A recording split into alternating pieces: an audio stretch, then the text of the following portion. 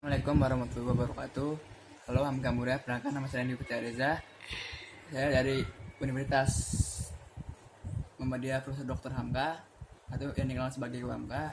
Saya dari Fakultas Ilmu Sosial dan Ilmu Politik dan program studi Ilmu Sosial semester 2. Ini ingin menjelaskan tentang lingkup teori komunikasi SMCR. Simak ulasannya.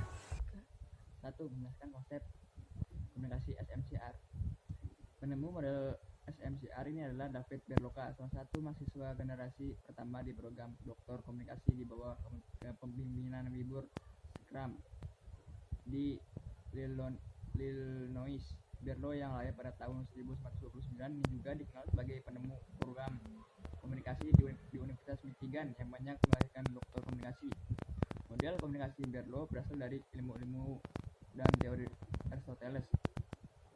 Berlo mengikuti dan mengembangkan model komunikasinya berdasarkan model komunikasi Shannon dan Weber yang dicetuskan pada tahun 1949.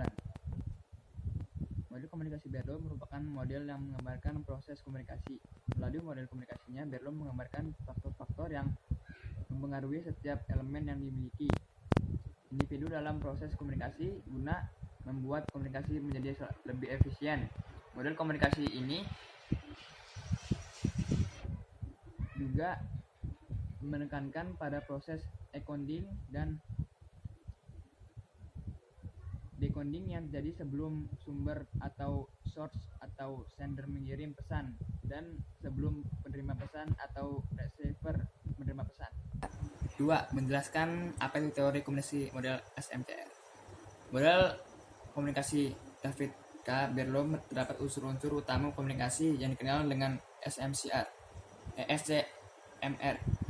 yaitu Source, Channel, Message, and Receiver.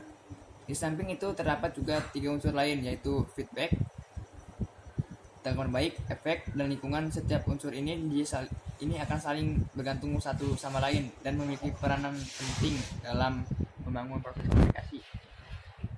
Model komunikasi ini dijelaskan sebagai berikut. Menjelaskan bahwa model Berlo menekankan komunikasi sebagai suatu proses dan menekankan meaning are in the people, atau arti pesan yang dikirimkan pada orang yang menerima pesan, bukan pada kata-kata pesan itu sendiri.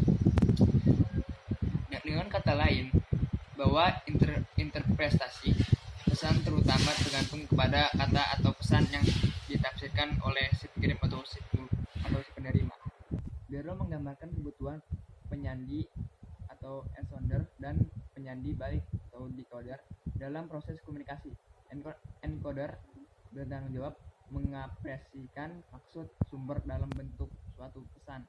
Menurut Berlo, sumber dan penerima pesan dipengaruhi oleh faktor berikut, seperti keterampilan komunikasi, sikap, pengetahuan, sistem sosial, budaya.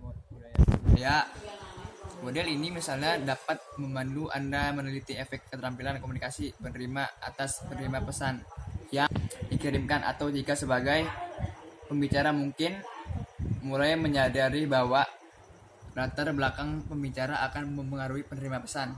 3. Menjelaskan kelebihan dan kekurangan teori komunikasi SMCR.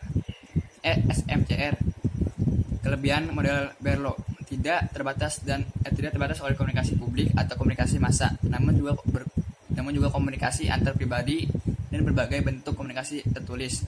Dan model ini bersifat heuristik atau merangsang penglihatan. Terus juga ada kekurangan atau keterbatasan model Berlo. Menyajikan komunikasi sebagai fenomena yang statis ketimbang fenomena yang dinamis dan terus berubah. Dalam model Berlo yang dimaksud dengan receiver adalah penerimaan pesan, yakni orang-orang dalam komunikasi tatap muka atau khayalan pembaca, pendengar, atau penonton dalam komunikasi tersebut. 4. Menjelaskan manfaat mempelajari teori komunikasi SMCR. 1. Memahami akan model komunikasi Berlo. 2. Memahami konsep model komunikasi Berlo. 3. Memahami berbagai elemen dalam model komunikasi Berlo. 4. memahami berbagai kritik terhadap model komunikasi Berlo. Nah, teman-teman, itu tadi merupakan penjelasan ringkas mengenai lingkup dari teori komunikasi model SMCR. Tidak ada kekurangan, saya mohon maaf kepada kalian. Semoga dapat menambah wawasan ilmu untuk saya dan khusus untuk teman-teman semua. Terima kasih. Assalamualaikum warahmatullahi wabarakatuh.